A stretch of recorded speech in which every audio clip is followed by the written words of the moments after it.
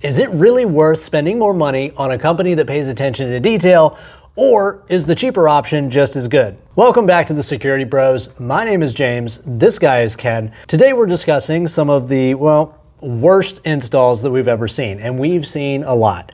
From a rat's nest of wiring to devices falling off of whatever surface they're mounted on. Does it really matter? Or who fucking knows? Shit. I've got 3 examples to talk about today. We've created little situations. Situation 1, the old wiring rabble-rouser. This is the guy that comes into the job and just kind of slaps everything in. Nothing's really neat. Wires are going everywhere. We call it a rat's nest. A bird's nest would work too, but everyone in the industry calls them rat's nest. Yeah, sure, the system works when he's done. So why would you bother spending more money on something that's a little nicer? Technicians often excuse messy wiring by saying that they had to complete the job quickly, but in reality, taking the time to label, braid, trim the wires, and trim the wires properly makes installations faster and easier. The way I look at this is, because I think you've mentioned you've even asked, is that going to be part of your video where you've asked clients what they think, what they care about? I have asked clients. Yeah. Yeah. Because it matters who you ask, because you've asked clients, but who's the client? Because usually the client is a company, and what we sometimes refer to the client as our contact at the company. Right. And like in one case, you asked a woman, I remember, but the thing is that she was the manager of a bank branch. So she's not the one she was the head of security, I believe. She's not the one that decided the work needed to be done, and she's not the one that hired us, and she's also not the one that paid us. Her only concern is just keep getting her paycheck, and she just wants that branch to run nice and smoothly, or that business, whatever her part is. So she's not really responsible for that work. She's not responsible for paying for it or for the whatever comes of it. If you were to ask our clients, like the tattoo shop, right? It's a family-run business. They very much care what it looks like. I know, because they personally show up and they will delay the opening of a new shop because they're doing some custom fine work, and they're ordering really cool stuff. And they would, like some people would rather get the shop open up right away, make some money. They're willing to postpone getting it open so that it looks really cool, and they'll show up and do a lot of work themselves. So I know for them, they care what it looks like. But ultimately, when deciding of, does it matter whether the work is done like impeccably and to like a high standard, or does it matter if it's kind of messy so long as you get the exact same end result? The example that I would use for that is, if you're going to spend $50,000 on your vehicle, would you rather have a BMW or like say a Lexus, or would you rather have a Chevy Spark? They both are going to get you to your destination. There's absolutely no difference. Neither one is faster because you have speed limits. They can all go the same speed limit. They can pick up the same groceries. They can do the end result is exactly the same. But I know everybody who's going, if they have the chance of getting a high-end car or a low-end car for the same price, they're choosing the high-end car. If you're going to spend $1,000 on a phone, would you rather have Apple, or would you rather have some like random Chinese brand phone that no one's ever heard of? I think the argument here is, so you have the option of, say, paying whatever, $2,000 for the good guy, or Johnny do security on the weekend comes in and says, oh, I can put your cameras in for $1,000, right? Right. I got a pickup truck and some wire. Yeah, like I got you, bro. Or you spend an extra $1,000 and everything was done professionally and correctly. Is it worth that extra money, or would you rather just pay it on the back end? Because you will pay it. I think the same thing applies though. You can get your cheap $100 phones, right? They got this touch screen and everything. They don't last as long. They're not as good. They're not as fast. The camera quality. There's just little things all over about the phone that aren't quite as good as your Samsung Galaxy or as your iPhone. Yeah. Some people, it's still worth it for them, because I've been there. I've been there where I was making hardly any money. I was better off, instead of spending $1,000 on a phone, I was better off taking the $900 and putting it towards something else and putting $100 or like I've gotten smartphones for under $100. Yeah. They don't last like I said, they don't last as long. They're not as good. Their GPS tends to have you all over the place. So they're not as good. There's going to be like little things, but do they make the calls? Could I still use my email account? Could I still use the apps? Yes, I could still do all this stuff. Like Apple, they're going to charge a lot for that phone, but they also know if they're pumping out crap, they aren't going to be able to do that forever. And that's why like some brands, they're brands and they charge a lot because they're a brand, but also because they're the brand, Burberry, Coach, they know that they have to make it to at least some kind of a standard. Otherwise, their brand is going to no longer be that brand, and they won't be able to keep charging the prices they charge for that brand. And so that's why I would say I would make the same comparison with like service companies, where the ones that maintain a brand of we work at a certain level where we have a certain amount of professionality about the way that we run our entire business, and from the way we schedule, we have uniforms, we have certain vehicles, we have protocols, we have a whole way of doing things that ensure that you can expect a certain level of functionality and from your system and the service and everything. Whereas, like you said, some what we call trunk slammers, or people or businesses that just don't care that much, they'll do the rat's nest wiring stuff. They're not as concerned about their brand. Do you kind of get the same thing? You do, but just like with the examples I mentioned with your phone or with other products, there's just going to be little things all over that maybe create problems. Maybe you can't afford to get the better system. Maybe you have to go with the cheap guy. Hopefully it does work when they're done with it. Sometimes we've seen people where they paid somebody, a cheaper person, to do it, and it never even really worked when the person was done. Clean and organized wiring ensures that your system is going to function reliably and properly. Also, if you ever need maintenance down the line and you have properly labeled, everything is labeled correctly and wired neatly, it makes the job of a service technician way easier. And when they're in there trying to fix something, they're not going to make more problems by having to dig through a bunch of wires and making other things come disconnected. So when I was a technician, oftentimes managers point blank, hey Ken, on this project, I know how you usually work, but on this one, let's not do it the way you usually do it. Which is basically, they know that I have a certain, I label all the wires. Yeah. They're all everything's done very neatly and beautifully too. So it's a certain aesthetic appeal to the whole thing. I use a level to make sure if you're mounting something on the wall that it's not crooked. Everything is it's done very, very professionally to a high standard. And so they know, but all that stuff takes time because you got to bring in all your tools and you got to do it right.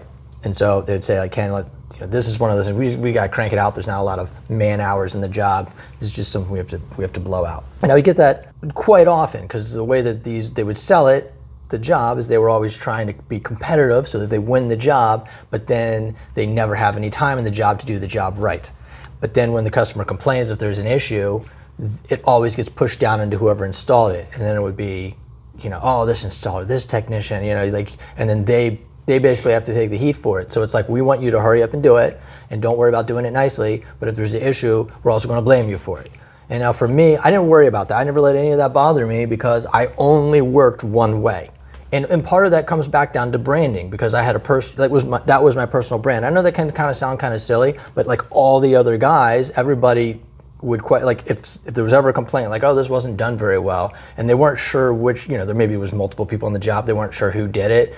Any one of those guys could possibly have done it. But they know that there's one guy that definitely did not do that. If it was done wrong or done messy, it was always me. They always knew. There's absolutely no way Ken would do that because even under the gun, when it's we got to get this done in time, and they would tell me, Ken, don't worry with this stuff. It's don't hire me. Just don't hire me for the job if you don't like it. But I only work one way. I never ever lost a deal. They still always stuck me on all the projects, right? And the same thing with clients. It's I only want to work one way. That's the brand. That's what we do. Yeah. And if you don't like it, you can get the other people to do it. We only do it this way, though. And what I found is once you establish the brand, it's something like I think Steve Jobs once said, a lot of people don't even know what they want until you show it to them. And so if you ask people, well, which would you rather? Would you rather more expensive or would you rather cheaper? And it's like you can have it cheaper, but it won't be done as nice on the back end. Like no one will see it, it'll be in a back room somewhere, it'll look messy, the back end wire will be messy. And most people would probably say, you know what, to shave off a few $100 or $1,000, we'll take that.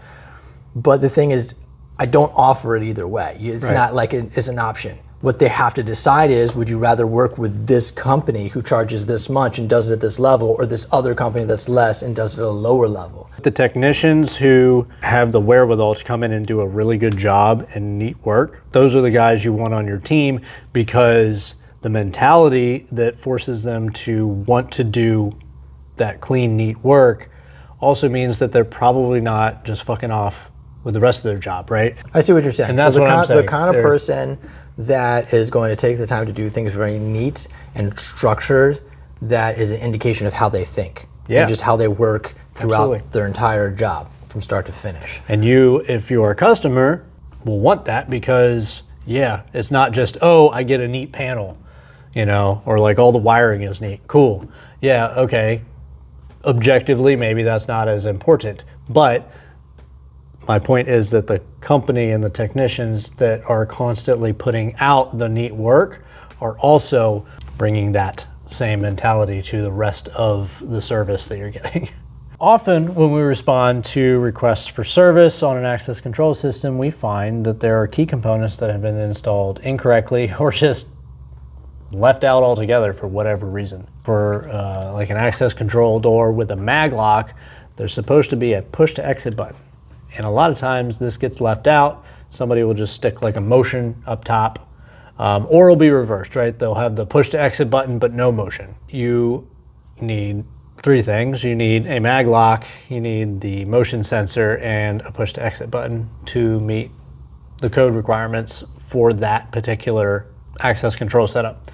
So the motion detector will sense you coming up to the door and should automatically unlock the door for you to get out. But in the event of, say, an emergency, that push to exit button will cut power directly to the lock, allowing people to flow out the door. Situation 3, we had a business owner who had an alarm system installed and it was just going off randomly. Well, the problem was that the installer had placed a motion detector right in front of a air vent. A motion detector, they don't really work by picking up motion. They pick up heat signatures. So when you walk by, your body is hotter than the air that is existing around you. Oh, that depends. Tell me When more. I walk, obviously, it's hotter than the air. And you too. I can't say for our viewers. Nice. Well, no, our viewers are beautiful, hot people. Okay. Yeah. All right, fine. You pick. You'll show up on the motion detector. You'd show up. Yeah, That's a Valentine's card. If in our industry, that would be a Valentine's card. You would show up on a motion detector. You'd show up on my motion detector. Yeah. If a motion detector is placed near to an air vent, the change in temperature can cause these things to false alarm. A good installer is going to take into consideration like airflow patterns and different HVAC considerations and stuff. Oh, for sure. Whenever we hire a new tech and we're training them, it's like 101. You got to look at the airflow. Environmental airflow you got to create like a wind pattern and put up a little flag to see what's going on. It is that you do need to consider these things. I know it sounds silly. We're being a little dumb. I think Ken might be a little bit tired. Pay for good work. That is the moral of the story. Don't pay for bad work. Right. You're gonna have to pay for it either way, so you might as well pay for the good stuff. And is it worth paying a little bit more? Because it probably is just a little bit more. I think so. The thing is that you can pay a little bit more and still get bad work. That's really the trickiest part about this whole thing. It is. Is you can pay a little more, but are you actually getting more? Sometimes you can pay more and get less. There's been times when I've met with a client and they've shown me the quotes that other companies that aren't at the level of our company have given them.